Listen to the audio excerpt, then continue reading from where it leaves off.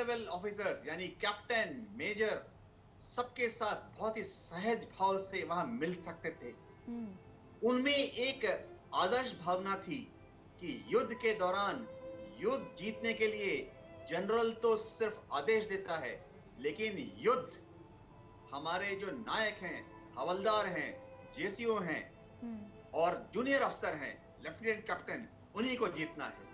बिल्कुल। देवनाथ जी, एक जो खबर आ रही है इस वक्त, अंतिम संस्कार कल होगा, दिल्ली में ही होगा अंतिम संस्कार। डिफेंस के मामले में कह सकते हैं सर्वोच्च पद सीडीएस का, और वहां पर वो थे, अपनी सेवाएं दे रहे थे। आप भी बता रहे हैं कि किस तरीके से जो तीनों विंग है सेना का, वो अब एक तरह से सोचने लगा था, एक तरह से काम करने लगा था, और अब जिम्मेदारी अगले सीडीएस की हो जाएगी कि उस सब जो उनकी सोच है और जो जिम्मेदारी उसको आगे बढ़ाए। आपसे जानना चाहेंगे जो अंतिम संस्कार का प्रोटोकॉल है वो किस तरह से है? जी, दिल्ली कैंटोनमेंट में एक शांति स्थल बनाया गया है जहां पर कि ज्यादातर डिफेंस के लोगों को ही अंतिम श्रद्धांजलि दी जाती है।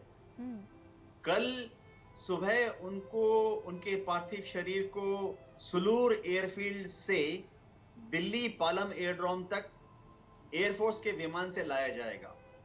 उसके पश्चात पालम हवाई अड्डे से दिल्ली छावनी के इस शांति स्थल तक का जो 8 से 10 किलोमीटर का रास्ता है, उसको सेना अपने एक सुंदर सजाए हुए ट्रक में ले जाएगी, जिसमें कि आर्मी, नेवी, एयरफोर्स की फ्लैग होंगे और देश का तिरंगा झंडा भी उनके साथ रहेगा।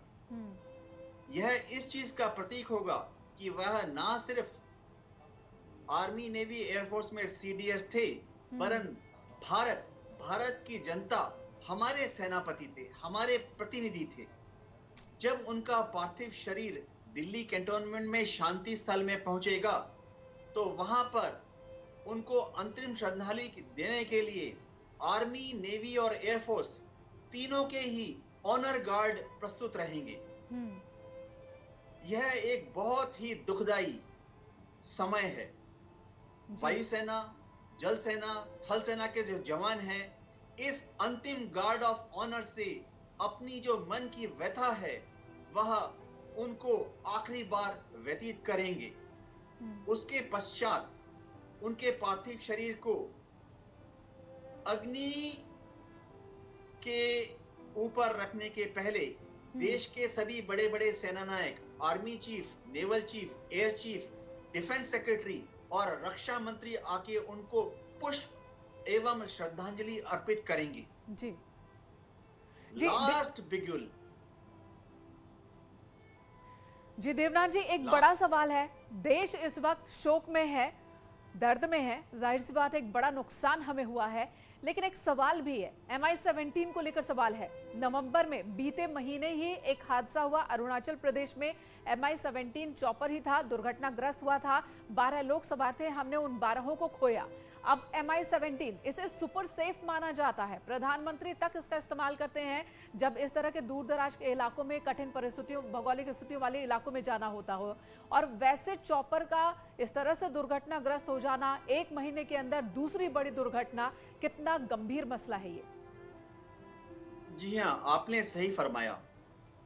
इस हादसे की एक डिटेल्ड इन्वेस्टिगेशन होगी, जिसमें कि ना सिर्फ भारतीय वायुसेना वरन BGCA, helicopter corporation of India, army, navy एवं डिफेंस मिनिस्ट्री के ऑफिशियल्स रहेंगे। मैं आपको बता दूं कि ये हेलीकॉप्टर हाईली रिलायबल है। इसमें किसी तरह की मैकेनिकल त्रुटि अगर आती है तो जो सिस्टम है वो अपने आप मेन सिस्टम से स्टैंड बाय सिस्टम को माइग्रेट कर जाता है। जी। पायलट भी हाईली क्वालिफाइड हैं। पिछले महीने एक हादसा हुआ था और आप सही फरमा रहे हैं कि अब फिर से ऐसा हुआ है। इसके लिए मौसम भी जिम्मेवार हो सकता है। मशीन में कुछ त्रुटि होने की संभावना बहुत कम है।